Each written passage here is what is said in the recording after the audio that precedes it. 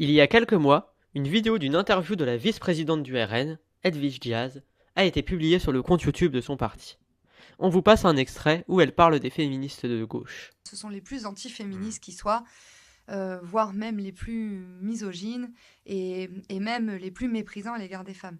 Parce que dire vous êtes des femmes, donc vous avez un statut de victime, vous avez un statut inférieur, et en fait vous n'arriverez à conquérir votre place que en vous mettant en opposition par rapport aux hommes. Et donc en fait, ils transforment cette lutte en lutte antipatriarcale. Ouais. Je trouve que c'est non seulement une inversion des valeurs, mais en plus, je trouve voilà, que c'est vraiment le paroxysme de l'antiféminisme. Alors la gauche transforme la lutte féministe en lutte antipatriarcale. Au cas où vous ne le saviez pas, le patriarcat, c'est une forme d'organisation sociale ou juridique fondée sur la détention de l'autorité par les hommes, à l'exclusion explicite des femmes. Madame Diaz est donc en train de dire que lutter contre la soumission des femmes aux hommes serait... Le paroxysme de l'antiféminisme. J'aimerais bien connaître sa définition du féminisme, on pourra rire. Ou s'inquiéter un peu quand on sait que ce parti est aux portes du pouvoir. Car on peut remercier Madame Diaz de son honnêteté sur un point, le RN ne lutte pas contre le patriarcat. En effet, ce parti ne lutte pas pour la sécurité des femmes, contrairement à ce qu'il dit.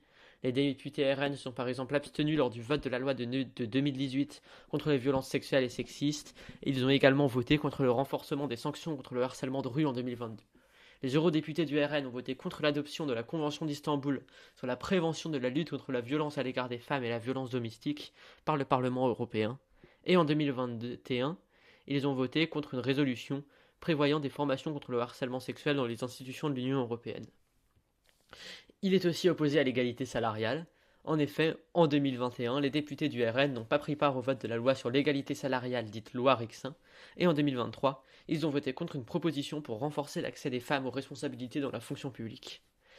En 2022, les eurodéputés RN ont voté contre un salaire minimum européen, fondé sur un niveau de vie décent pour chaque État membre, qui concernait principalement les femmes, nombreuses parmi les bas salaires.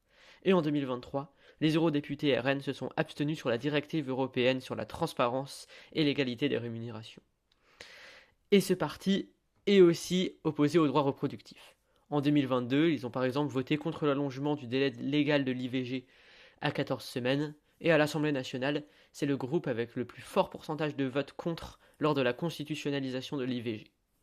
Et en 2019, le RN s'est opposé à la PMA pour tous. Bref, s'il faut retenir quelque chose de tout cela, c'est que, pour défendre le droit des femmes, il faut tout faire pour empêcher le RN d'accéder au pouvoir, et notamment lors des prochaines municipales, qu'il ne faut pas laisser une seule ville à l'extrême droite.